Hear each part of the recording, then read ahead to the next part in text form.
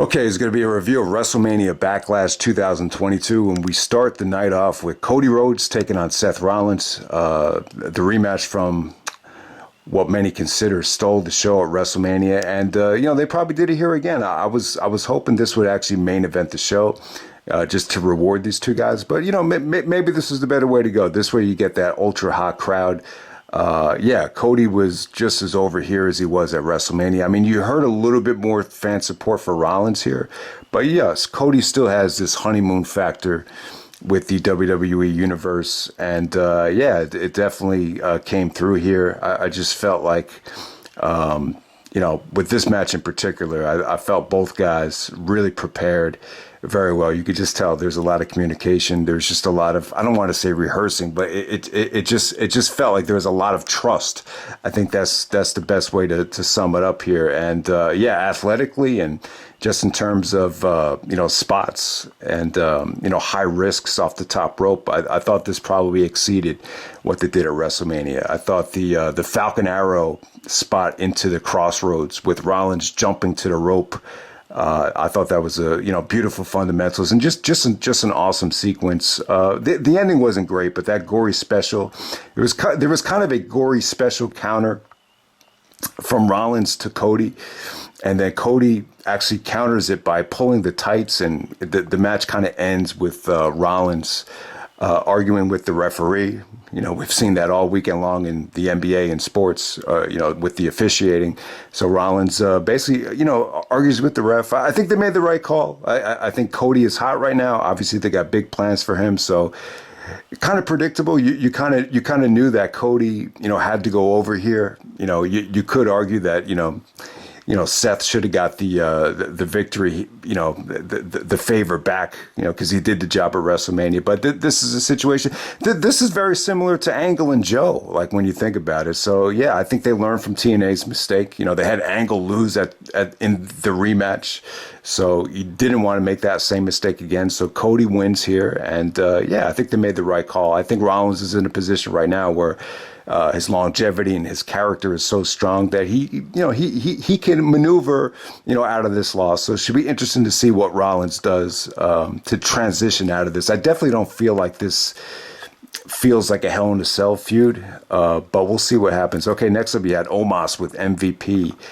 taking on Bobby Lashley. I would say this was definitely a step down from WrestleMania. This felt like the weaker match. I don't know. It just felt slow as shit. It really did. I mean, there was one point in the match when Omos countered the full Nelson, the master lock, and it looked like he really turned the tide with his intensity and how he transitioned Lashley into the corner, but it just ended up falling flat. MVP gave Omos the assist, but this was the shortest match of the night, but it just felt like it needed to be cut in half. Okay, next up we got Edge taking on AJ Styles, rematch from WrestleMania. Yeah, I would definitely say this. I thought they got off to a hot start. You could definitely feel like there was a sense of urgency to deliver, a sense of urgency to kind of get the ball rolling in the right direction. You had AJ doing the Asai moonsault onto the outside to Edge, which looked breathtaking. So it definitely felt like both guys had that sense of urgency, had that intensity. There's a lot of selling of the shoulder from AJ. Yeah, you could even hear him say, "God damn, my shoulder," and then Edge went to work on the shoulder. So yeah, pretty good submission trades off from the crossface. The fans just don't react to the crossface anymore. So that shows you how long ago that situation was. We're approaching 15 years, so that's crazy to think about. So yeah, the crossface from Edge didn't really get a great reaction, but some of the heel lock transitions from AJ, I thought really good stuff there. I thought this was good stuff, man. Between Edge and AJ, it just I think the problem people are going to have with this is Edge is really wrestling in favor of the stable, in favor of getting over the character, and it doesn't feel like the epic, dream match that I think a lot of people envision. You could envision a lot of, spears, Styles Clash, phenomenal forearm, counter, the counters and the sequences of the transitions from the finishers with that type of flow and speed. It's just not there. They're definitely, catering in terms of, this dark character that Edge is trying to, get off the ground. So the finish here was pretty creative, I thought. So you actually had Damian Priest come out. He didn't want to step into the bounce because as long as he wasn't in the vicinity of the ring, he thought, he wasn't breaking any rules. So then all of a sudden Finn Balor comes out. So Finn Balor, kind of saves the day. Finn Balor does not turn on AJ Styles. That's what I predicted. I think down the road it could still possibly happen. I think it does need to happen. I think maybe this is what Finn Balor really needs. But all of a sudden, someone in a hoodie comes out and screws AJ out of the match. Edge actually does go over here the second time in a row. And the person in the hoodie, I thought it was going to be Christian, and then it ended up being Rhea Ripley. So Rhea Ripley sides with Edge, kind of a complete turn from the Edge's wife Beth Phoenix. So yeah, I definitely think it does make sense. Rhea Ripley definitely has like that gothic type of look. So it's definitely fitting when you look at where Edge came from with Gangrel and the Brood. So I think it's a natural fit for this Judgment Day stable. And I think Finn Balor's probably the missing piece. I think maybe at Hell in a Cell, Finn Balor decides to cross over and join Edge. But yeah, it definitely looks like Edge and AJ. That feels more fitting for a Hell in a Cell. So we'll see what happens. I still thought the match was good, but if I were to pick one, I'd probably say the WrestleMania match. It had more of a New Japan type of feel to it. But in some ways, I do think this was the better finish, and it felt like this definitely got off to a hotter start, if that makes any sense. Okay, so next up we got Ronda Rousey taking on Charlotte Flair. This is the I Quit match for the SmackDown Women's Championship. I thought this ended up being good. I thought the finishing sequence was phenomenal. I really thought there was a lot to like here. It pretty much, the majority of it was out of the ring, by the ramp, kendo sticks. They did a lot of stuff in the crowd on the stair railing. There was even a submission sequence where Charlotte got stuck in the stair railing, and Ronda was trying to make her tap. Another really, really good spot was when Ronda was applying the armbar on the turnbuckle. I thought that was great drama because that looked like that could have easily been the finish there as well. What really hurt the match is the crowd, though. The crowd is chanting for tables the whole friggin' match. Why would they bring out tables for an I Quit match? It just doesn't make sense. This is the same crowd from Backlash 1999, if that rings a bell. Remember, I was really annoyed with that crowd as well during that pay-per-view. But yeah, you know what really, I thought the best part in the match was when they just got back in the ring and just executed the finish. I thought some of the microphone work from both women was actually quite entertaining. Ronda she's such a natural bitch that I thought a lot of her delivery on some of those, on that ending sequence just worked out well. And the fact that this happened on Mother's Day, actually, yeah, it really played in well to the finish. Because Ronda's a mother, so Charlotte actually said, "Happy Mother's Day." And before the finish, Ronda got her arm stuck in the chair, and she executed the arm bar. And when Charlotte didn't quit, she's like, "I'm glad you said that, bitch." And then she yanked back on it. So yeah, finishing sequence was must see. I'm not crazy about either girl. I honestly don't find either girl, that likable. But yeah, I mean, this is another solid match from these two girls. I thought it was pretty much just as good as the WrestleMania match. Minus the stuff on the outside. I would say that the finishing sequence is what made this match great. But I think there's going to be people that are going to argue that this was just an amazing match. But there was just too much stuff out of the ring, and I thought the crowd with that table chant, kind of. Just kind of had me baffled the whole match. But the bottom line is the last 5 minutes I thought were awesome stuff. This is one of the best endings and satisfying endings to an I Quit match. I think you'll see there's just been so many times where people are just, dumbfounded by the finish of an I Quit match. Okay, so next up we got Madcap Moss taking on Happy Corbin. I thought this was okay. It really wasn't bad. So Madcap Moss is a babyface, and I thought he was in a tough spot here. It really felt like a lot of the fans were a little bit, unfamiliar with him. But I thought he won some of the fans over here. I think it was Corey Graves on commentary that said he just had a great combination of just burst and speed and explosiveness. He's in great shape. He's a great athlete. Both guys are former football players. I believe it was McAfee that actually did touch on it.